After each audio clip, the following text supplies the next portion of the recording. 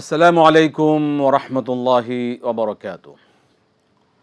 আলহামদুলিল্লাহি রাব্বিল আলামিন ওয়াস সালাতু ওয়াস সালামু আলা রাসূলিহিল কারীম ওয়া খাতামান নাবিয়্যিন ওয়া আলা আলিহি ওয়া সাহবিহি আজমাইন। সুপ্রিয় দর্শক, পৃথিবীর যে প্রান্ত থেকে আপনারা এই মুহূর্তে এটিএন বাংলা টিভি স্ক্রিনের সামনে আছেন, সকলকে স্বাগত জানাচ্ছি, আমন্ত্রণ সকলকে।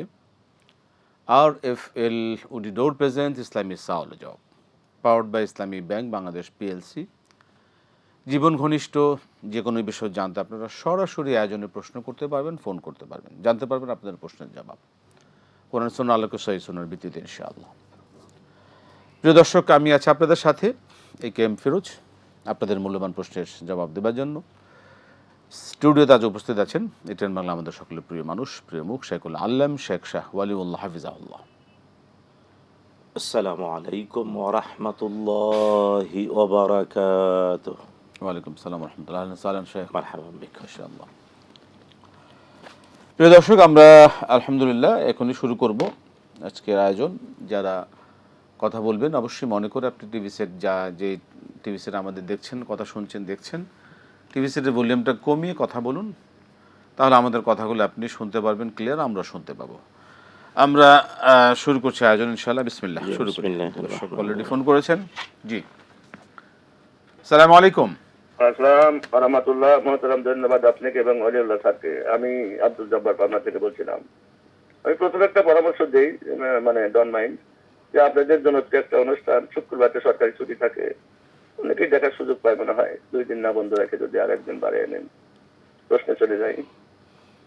প্রশ্ন হচ্ছে, আমার গত পরশুদিন একদিন বলতেছে, সে মুসলমান আর কি, যে আল্লাহ তাআলা তো কোরআনটাকে একবারে জিবরাইল আমিনের হাতে ধরিয়ে দিয়ে নবীর কাছে দিতে পারতেন, এভাবে দিল কেন? এই যে কথাটা সে বললে, এতে তার ইমান আছে কি নাই, বা তার গুনাহ হয়েছে, আমি তার কথা আমলে নিয়ে বলছে, আমি শুনছি। আচ্ছা, 2 নম্বর প্রশ্ন হচ্ছে, আপনাদের ওলামা আলেমারা দাড়িতে গাছের মেহেদির পাতা দিয়ে নেওয়াটা সুন্নাহ বা নবীজি নিচে আমি শুনেছি। একজন ইমাম সাহেব বলছে, মসজিদের ইমাম বলছে যে ওটাও তো নিতে পারে, চুলের উপর দাড়ির উপর প্রলেপ করে, রোদের সময় তো আর দাড়িকে ভেজে না, ওরাও সে নিষেধ করছে। আর 3 নম্বর প্রশ্ন হচ্ছে, অনেকে তো প্রথম থেকেই স্বামী পায় না, বা অনেক ছেলেরাও স্ত্রী পায় না। এই যে স্বামী একজন না পাওয়া বা বিয়ে হইল না, আবার একজন প্রথম থেকেই স্ত্রী পাইল না, তাদের দেখা এই যে নেকির কাজ যার সংসারের ভিতরে তার তো পাইল না, এক্ষেত্রে দায়বার দেখা আর। আসসালামু আলাইকুম ওয়া রাহমাতুল্লাহ। স্বামী স্ত্রী না পাওয়ার বিষয়, জি। দর্শক, আমরা শুনবেন ইনশাআল্লাহ। মোহতারাম যে জবাব দিচ্ছেন, জি মোহতারাম। আলহামদুলিল্লাহ ওয়াসসালাতু ওয়াসসালামু আলা রাসূলিল্লাহ ওয়া বা'দ, আকুল ওয়া বিল্লাহি তাওফিক। প্রথম হলো যে আল্লাহ সুবহানাহু ওয়া তাআলা নিজেও কোরআনুল কারীমে কথাটা বলেছেন। তার যে প্রথম প্রশ্ন, যে আল্লাহ তাআলা কেন 30 পারা 114টি সূরার কোরআনুল কারীম একসাথে জিবরিল আলাইহিস সালামকে দিয়ে রাসূল সাল্লাল্লাহু আলাইহি ওয়াসাল্লামকে যে পাঠিয়ে দিলেন না। আল্লাহ তাআলা বলছেন, ওয়া ইয়াকুলুনা লাউলা উনজিলা আলাইহি জুমলাতাও ওয়াহিদা, কেন একত্রে একসাথে আল্লাহ নাজিল করলেন না? আল্লাহ পরক্ষণেই জবাব দিয়ে বলেছেন, দীর্ঘ 23 বছরে অল্প অল্প করে আল্লাহ নাজিল করেছেন, কারণ কাযালিকা লিনুসাব্বিতা বিহি ফুআদাক ওয়া রাত্তালনাহু তারতিলা। নবী হে, বলে দিন, দীর্ঘ 23 বছরে কোরআন অল্প অল্প করে ধীরে ধীরে নাজিল হওয়ার কারণ যাতে হৃদয়ে গেঁথে যায়, বাস্তবতার সাথে মিলে যায়। তাই কোরআন আল কারীম বাস্তব জীবনকে পরিবর্তন করতে এসেছে এবং করেছে, অন্ধকার যুগকে সোনালী যুগে পরিণত করেছে। এটা যাতে হৃদয়ে গেঁথে যায়, বাস্তবতার সাথে মিলে যায়, এবং মানুষ যাতে তার তিলের সাথে তেলাওয়াত করতে পারে। এটাই আল্লাহ তাআলার হিকমত। তবে আরও অনেকগুলো হিকমত রয়েছে। মূল কথা হলো, এই কথা বলার দ্বারা ইসলাম থেকে খারেজ হবে না। তবে হ্যাঁ, এটা অতীতের কাফের মুশরিকদের, কোরআন অস্বীকারীদের কথা আল্লাহ কোরআনে তুলে ধরেছেন। তাই অতীতের কাফেরদের কথাই যদি কেউ আওড়ায়, আল্লাহ না করুক, আল্লাহ না করুক, আল্লাহ না করুক, মানে দুষ্ট চক্রের কথা আওড়াতে আওড়াতে একসময় দুষ্টদের সাথে মিলেও যেতে পারে। এই জন্য আল্লাহ হেদায়েত নসিব করুন, এগুলো বলা যাবে না। বললে মানে কি ক্ষতি হবে? না, ব্যাপারটা যেহেতু সাদৃশ্য হচ্ছে, দুষ্ট দুরাচারীদের কথার সাথে সাদৃশ্য মানে হচ্ছে। আল্লাহর সিদ্ধান্তের নিয়ে প্রশ্ন তোলা। না, এটাকে ঠিক প্রশ্ন তোলাটাও নিঃসন্দেহে মানে অনেকগুলো দিক থেকে আলোচনা করা যায়, কিন্তু আমাদের অনুরোধ হলো এগুলা বলা যাবে না, বরং কোরআনে আল্লাহ এই শব্দ বলে, এই কথাগুলো বলে দুষ্টদের নিন্দাবাদ করে এর উত্তরও দিয়ে দিয়েছেন। না, সেক্ষেত্রে আমাদের দর্শকদের প্রশ্ন ছিল, যারা এই ধরনের প্রশ্ন করবেন, বলবেন সেটা ইমানের কি ক্ষতি হবে, বা ইমান থেকে তারা কি খারিজ হয়ে যাবেন কিনা, এই বিষয়ে বললাম তো ডাইরেক্ট তার উদ্দেশ্যের উপরে ফতোয়া নির্ধারণ হবে, কি বা কি উদ্দেশ্য নিয়ে বলেছে। এখন আমাদের কাছে প্রশ্নকারী তো আর উদ্দেশ্য ব্যাখ্যা করতে পারেননি, আর এই ফতোয়া দিতে গেলে সারি শব্দ লাগবে। আপনি যেটা বলছেন, যদি সত্যি আল্লাহর সিদ্ধান্তকে সে চ্যালেঞ্জ করে তাইলে হবে, কিন্তু আমরা প্রশ্নকারী যেভাবে বলেছেন এতে এত শক্ত দিকে যাওয়ার সুযোগ নেই। তবে ইন জেনারেলি সবাইকে আমাদের সতর্ক করে দিতে হচ্ছে, এভাবে বলা যাবে না। কাফেরদের সাদৃশ্যময় শব্দ অথবা অর্থবোধক কথাবার্তা অবশ্যই বলা যাবে না। দাড়িতে মেহেদি দিলে এটাতেও অনেকে বলেন যে এর মাধ্যমেও নাকি সমস্যা হয়, আসলে কি? মূল ব্যাপারটা হলো, মাসালাটা যথাযথ জানতে হবে। তা হলো চুল ধোয়াটা, দাড়ি ধোয়াটা ফরজ না, চুলের গোড়ায় অথবা দাড়ির গোড়ায় পানি যাওয়াটা হলো ফরজ। আর আমাদের মাথার চুল আর দাড়ি প্রতি মুহূর্তে বর্ধিষ্ণু। ওই যে আমাদের মানে পুরুষদের নাকের নিচে যেটাকে আমরা মুজ বলি, অথবা দাড়ি, অথবা নারী পুরুষ সবার মাথার চুল প্রতি মুহূর্তে বৃদ্ধি পায়। তাই এর মধ্যে, চুলের মধ্যে যদি যে কোনো ধরনের প্রলেপ লাগায়, যেটা আস্তরণ পড়ুক অথবা আস্তরণ না পড়ুক, চুল আর দাড়ি ধোয়াটা ফরজ না, ওর গুড়ায় পানি যাওয়াটা ফরজ। আর প্রতি মুহূর্তে বৃদ্ধি পায় বলে আপনি দিলেন 10-15-20 মিনিট পরে আপনি গোসল করলেন, আপনার গোড়ায় পানি চলে যাবে, চুলের গোড়ায়, দাড়ির গোড়ায়, মুছের গোড়ায়। সুতরাং ওই মাসালাটা জেনে বলতে হবে। এখানে আরেকটা ব্যাপার হলো, কেমিক্যাল দিলে, ইয়েস, রং করতে গিয়ে, চুল দাড়ি রং করতে গিয়ে কেমিক্যাল দিলে একটা কঠিন আস্তরণ হয়, কিন্তু ন্যাচারাল অর্থাৎ মেহেদি বা এমন আরও অনেক ন্যাচারাল রং আছে যেগুলাতে ওই কেমিক্যালের মতো কঠিন প্রলেপ পড়ে না। কিন্তু আমি বলছি, যদি কেউ কেমিক্যালের কঠিন প্রলেপ দেয়, তবুও তার গোসল হবে, অজু হবে, সবই হবে, একটু পরে, আধা ঘন্টা, 40 মিনিট, 1 ঘন্টা পরে করবে, কারণ চুল আর দাড়িটা প্রতি মুহূর্তে বৃদ্ধি পায়। আর ফরজ ওয়াজিব হলো গোড়ায় পানি যাওয়া, উপরটা। এই জন্য রাসূল, বুখারী মুসলিমের হাদিস, রাসূলুল্লাহ সাল্লাল্লাহু তাআলা আলাইহি ওয়াসাল্লাম আমাদের মায়েদেরকে এবং নারীদেরকে শিখিয়েছেন, নারীদের ফরজ গোসলের প্রয়োজন হলে, আর হায়েজ নেফাস থেকে মুক্তির অথবা ফরজ গোসলের, তাদের চুলের বেনি পুরাটা না ভিজালে সমস্যা নেই, শুধু চুলের গোড়ায় বেনিটা উপরে তুলে ধরবে, শুধু চুলের গোড়ায় পানি যাবে, নবীজি শিখিয়েছেন। জি, দর্শক কে আছেন, বলুন কি প্রশ্ন?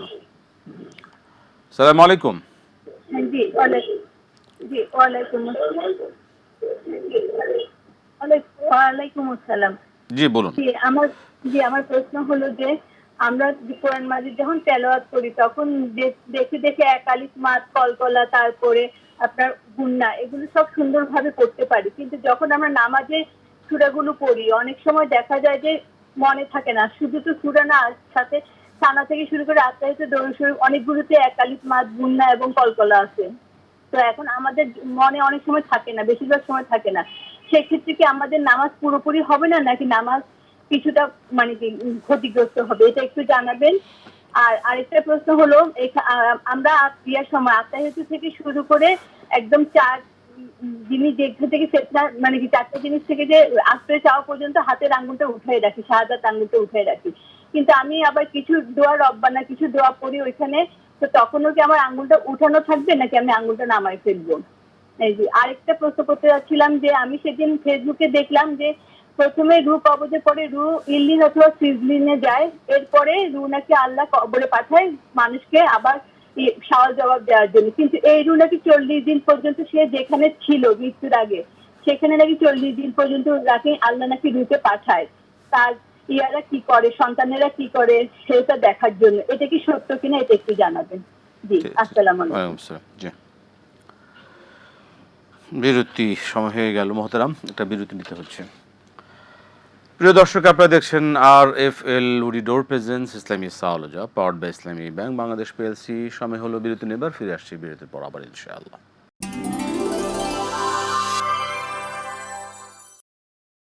আসসালামু আলাইকুম রহমতুল্লাহি ওবারাকাতুহু। প্রিয় দর্শক, ফিরে এলাম বিরতির পর। RFL উডি ডোর প্রেজেন্স ইসলামী সাওলজা powered by Islami bank Bangladesh PLC সরাসরি আয়োজন। আমরা প্রশ্ন নেব, দর্শক আছেন। জি, সালাম আলাইকুম। ওয়ালাইকুম আসসালাম ওয়া রাহমাতুল্লাহ। জি সাহেব, আমি প্রিন্স বলছি সিরিয়া থেকে। জি প্রিন্স সাহেব বলুন।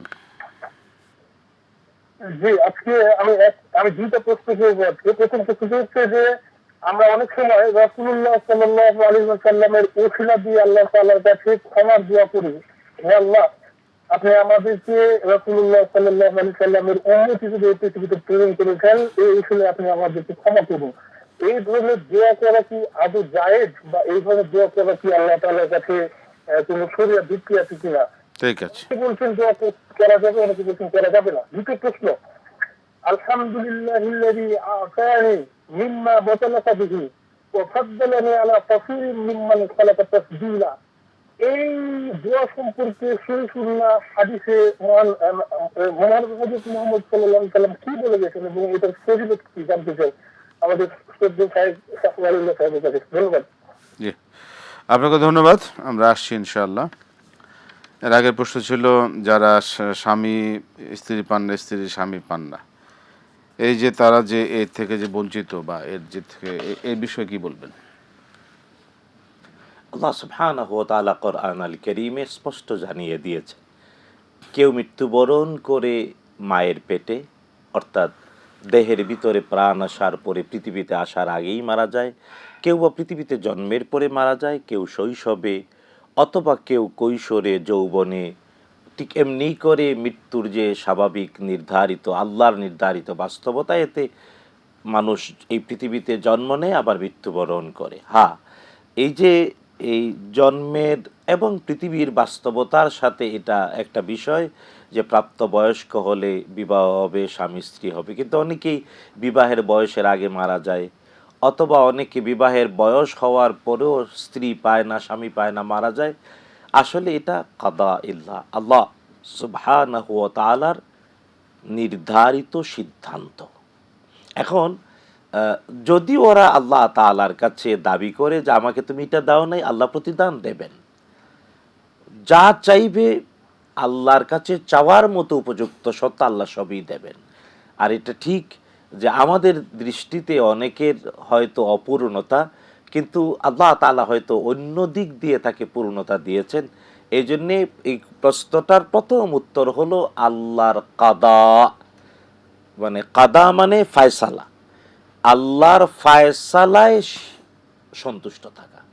কাদা, আল্লাহর কাদায় রেদা, রেদা বি কাদা ইল্লাহ, আল্লাহর ফায়সালায় সন্তুষ্ট থাকা। 2 নাম্বার হলো আল্লাহ সুবহানাহু ওয়া তাআলা প্রত্যেকের পাওনা পূর্ণ করে দেবেন। আল্লাহ নিজেকে স্পষ্ট ঘোষণা করেছেন, ইন্নাল্লাহা লাইসা বিযাল্লামিন লিল আবিদ, আল্লাহ তাআলা তিনি তার বান্দাদের প্রতি ন্যূনতম জুলুমও করেন না। তাই প্রত্যেকের যা যা প্রাপ্য বাহক আল্লাহ তাআলা পূর্ণ করে দেবেন। সুতরাং যে স্বামী পেল না, স্ত্রী পেল না, আল্লাহ তাআলা তাকে এমন কিছু দেবেন যাতে সে এটা ভুলেই যায়।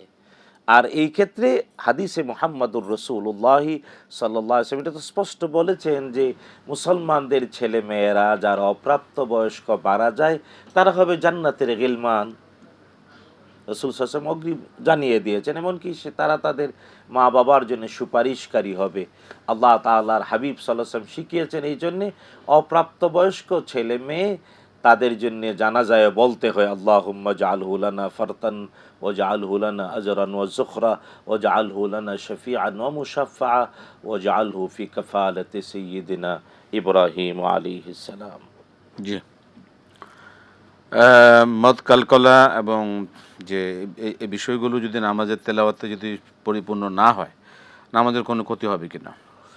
দেখুন, আরবি গ্রামারের কিছু বিষয়, এটা তো আপনিও ভালো করে বুঝিয়ে বলতে পারতেন, আমি তবুও বলছি মানে আরবি গ্রামারের তাজউইদের কিছু কায়দা আছে যা অর্থের শুদ্ধ অশুদ্ধতার সাথে জড়িত। অর্থের এর মধ্যে মদ সবচেয়ে বড় গুরুত্বপূর্ণ বিষয়। কারণ আমি এটা বলি মদ, এটা তাজউইদের কায়দায় মদ বললেও মূলত আরবি গ্রামার এটা হলো বচন, এক বচন, দ্বিবচন, বহু বচন। তাই একালিপ টানা, তিনালিপ টানা, চাইরালিপ টানা এর উপরে বচন নির্ভর করে, এক বচন, দ্বিবচন, বহু বচন। তাই যদি আমি এক বচনকে বহু বচন বলি অথবা বহু বচনকে এক বচন বলি তাহলে তো অর্থের পরিবর্তন হয়ে যাবে। এই জন্য মদ খুবই গুরুত্বপূর্ণ, খুবই গুরুত্বপূর্ণ। আমাদের দেশে অনেক জায়গায় আছে যে সূরাতুল ফাতিহার সর্বশেষ আয়াতে ওয়ালাদ-দাল্লিন মিনিমাম 4 আলিফ পড়তে হবে, কিন্তু অনেক জায়গায় পড়া হয় না। সুতরাং অর্থের অবশ্যই পরিবর্তনের ভয় রয়েছে মদ এর ব্যাপারে। গুন্না, কলকলা, হ্যাঁ কখনো কখনো গুন্নার দ্বারা মানে অর্থের সুস্পষ্টতা ফুটে ওঠে, আবার কখনো কখনো এটা সৌন্দর্য বৃদ্ধি করে। তো এই জন্যে বিনীতভাবে অনুরোধ থাকবে যে কোরআন আল কারীম তেলাওয়াতে তাজউইদটা মেনে চলা উচিত। এবার আপনি কিছু যুক্ত করলে। না মানে আপনি ঠিকই বলেছেন যে বিশেষ করে মাদের যে গুরুত্ব, মাদের গুরুত্বের ক্ষেত্রে যেটা একালিপ মদ, যেটাকে মধ্যে আসলি, এটাকে মানে কম করার কোনো সুযোগ নেই। একালিপ করতেই হবে, একালিপ করতে হবে, না হলে এটা একদম লাহানি জলি বড় ভুল হয়ে যাবে। আর যেগুলো 4 আলিফ আছে সেগুলো যদি একটু কম বেশি হয়, এটা মানে অর্থের কোনো বিকৃতি হবে না, ঠিক আছে, কিন্তু 4 আলিফ কিন্তু এটাকে আবার মধ্যে ওয়াজিবে বলা হয়। এটা কিন্তু আমাদের টানাটা, এই পার্থক্যগুলো আমাদের জেনে এবং মেনে পড়াটাই হলো একজন ভালো তেলাওয়াতকারী নামাজ শুদ্ধ হওয়ার, নামাজকে পরিপূর্ণ আদায় করা একটা উপযুক্ত পন্থা। মোহতারাম, আমরা পরবর্তী প্রশ্নে যেতে পারি, যেটা হচ্ছে যে তাশাহুদে আঙ্গুল উঠানো, এটা কিভাবে উঠাবে, কতক্ষণ রাখবে, এই বিষয়ে। আসলে তাশাহুদ পড়ার সময়ে যখন শুরু করবে আত্তাহিয়াতু লিল্লাহ, লিল্লাহ বলবে, তখনই আঙ্গুলটা উঠাবে। কারণ আল্লাহ সুবহানাহু ওয়া তাআলা এক এবং এককের সাক্ষী দেহ দিয়ে দিচ্ছি। আর সর্বশেষ আপনি তাশাহুদে আত্তাহিয়াতু পড়লেন, দুরূদ শরীফ পড়লেন, 4টি জিনিস থেকে আশ্রয় চাইলেন, আরও যত দোয়া পড়ে, যতবার আল্লাহুম্মা বলবেন, অর্থাৎ আল্লাহ তাআলার প্রসঙ্গ যতক্ষণে আসবে, আল্লাহর কাছে চাওয়া আসবে, ততক্ষণই আপনি আঙ্গুল দিয়ে ইশারা করবেন। এটার নামই শাহাদা। আর এটা আপনি সালাম ফিরানোর আগ পর্যন্ত যতক্ষণ দোয়া করবেন ততক্ষণ। আর রাসূলুল্লাহ সাল্লাল্লাহু আলাইহি ওয়াসাল্লাম বলেছেন, এই যে তাশাহুদে আঙ্গুল উঠানো এবং আল্লাহর একত্ববাদের ঘোষণার মুখের বলার সাথে দেহকে স্পষ্ট মেলানো, এটা হলো আসাদ্দু আলা শাইতানে মিনাল হাদিদ, লোহা দিয়ে পিটানোর চেয়ে কঠিন শয়তানের উপরে। আল্লাহ তাআলা আমলের তৌফিক দেন, আমিন। জি দর্শক, আমরা যাচ্ছি পরবর্তী প্রশ্নে, যে রুহের যে অবস্থান, এটা কি কবরে যাওয়ার সাথে সাথে কি এটা কি আল্লাহর কাছে চলে যায় নাকি না? এটা কেউ কেউ বলেন যে 40 দিন পর্যন্ত তিনি যেখানে থাকতেন, ঘুমাতেন, সেখানে পাঠানো হয়, যে তার সন্তানরা কে কী করছে তাকে মনে রাখে বা কী করছে, এই বিষয়গুলোকে অবজার্ভ করার জন্য। আসলে কোরআন সুন্নাহর ব্যাখ্যা কি? আল্লাহ সুবহানাহু ওয়া তাআলা নিজেও কোরআন আল কারীমে ইল্লিয়িন এবং সিজ্জিনের কথা স্পষ্ট তুলে ধরেছেন। রাসূলুল্লাহ সাল্লাল্লাহু আলাইহি ওয়াসাল্লাম আমাদের জানিয়ে দিয়েছেন, মালাকুল মউতের ডিপার্টমেন্ট যখন পায়ের পাতা থেকে রূহটাকে মানে আবদ্ধ করে করে কণ্ঠনালীতে নিয়ে আসে, সূরাতুল ওয়াকিয়াতে আল্লাহ বলেন ফালাউলা ইযা বালাগাতিল হুলকুম, এই হলকম বা কণ্ঠনালীতে প্রাণটা আটকে, আর মালাকুল মউত নির্দিষ্ট সময়ে এই কণ্ঠনালী থেকে প্রাণটা নিয়ে নেন, নিয়ে তিনি এক মুহূর্ত দেরি করেন না, হয় রহমতের ফেরেশতা অথবা গজবের ফেরেশতার হাতে দিয়ে দেন। এবং এটা ব্যক্তির আমলের উপর ভিত্তি করে রহমতের ফেরেশতা না গজবের ফেরেশতা নেবে। রহমতের ফেরেশতারা নিলে তারা জান্নাত থেকে নিয়ে আসা সুগন্ধি বক্সে, হানুত, হাদিসের শব্দটা হলো হানুত, হানুত মানে সুগন্ধি আচ্ছাদিত করে রাখে যে সুন্দর দৃষ্টিনন্দন বক্স, এটাকে হানুত বলে। তো হাদিসে রাসূল বলছেন যে রহমতের ফেরেশতারা জান্নাতি হানুত নিয়ে আসেন, এই সুগন্ধি জান্নাতি সুগন্ধির দৃষ্টিনন্দন পাত্রে ওই রুহটা রাখা হয়, তারপর ফেরেশতারা এটাকে নিয়ে প্রথম আকাশ দ্বিতীয় আকাশ করে একেবারে 7 আকাশের উপরে নিয়ে যান, ইল্লিয়িন 7 আকাশের উপরে। আর প্রত্যেক আকাশের দরজা খোলার আগে বলা হয় কাকে নিয়ে আসছো, বলা হয় অমুকের ছেলে অমুক, সুগন্ধিতে চতুর্দিক ভরে যায়। ফেরেশতারা বলেন মারহাবান বি আবদিন সালেহ, আল্লাহর এক প্রিয় বান্দাকে স্বাগত জানাচ্ছে। আল্লাহ তাআলা আমাদের জন্য এই সৌভাগ্য নসিব করুন, আমিন। যখন 7 আকাশের উপরে ইল্লিয়িনে নিয়ে যাওয়া হয়, তারপর আল্লাহ তাআলা বলেন আমার বান্দাকে নিয়ে যাও, কবরে দাও, তার দেহে রূহটা ফিরিয়ে দাও, তাকে প্রস্ত করা হবে। এবং আল্লাহ তাআলা অগ্রিম কোরআনে কারিমে জানিয়ে দিয়েছেন ইউসাব্বিতুল্লাহুল্লাযীনা আমানু বিল কওলিস সাবিতি ফিল হায়াতিদ দুনিয়া ওয়া ফিল আখিরাহ। আল্লাহ সুবহানাহু ওয়া তাআলা তার প্রিয় বান্দাদেরকে সত্য কথার উপর প্রতিষ্ঠিত রাখেন দুনিয়ায় এমনকি আখিরাতেও।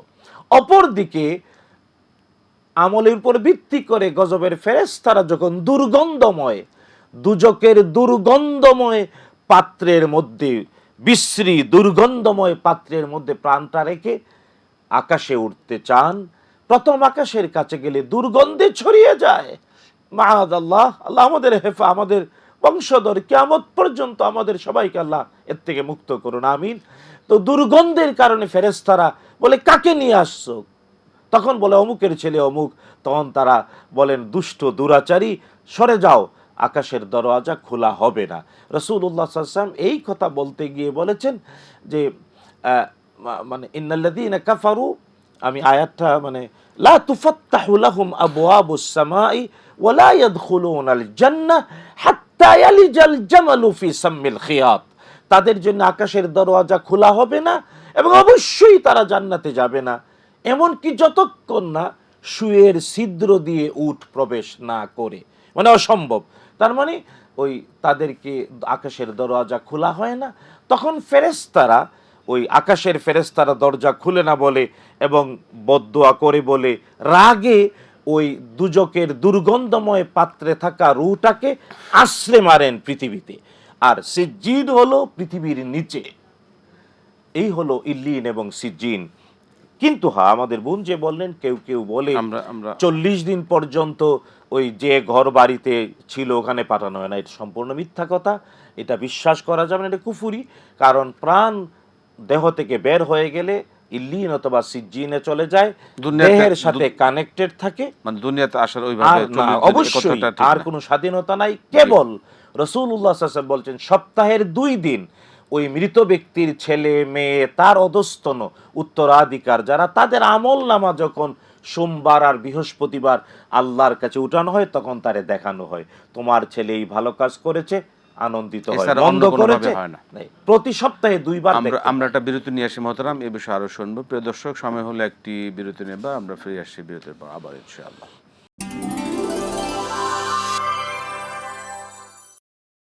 আসসালামু আলাইকুম ওয়া রাহমাতুল্লাহি ওয়া বারাকাতুহু।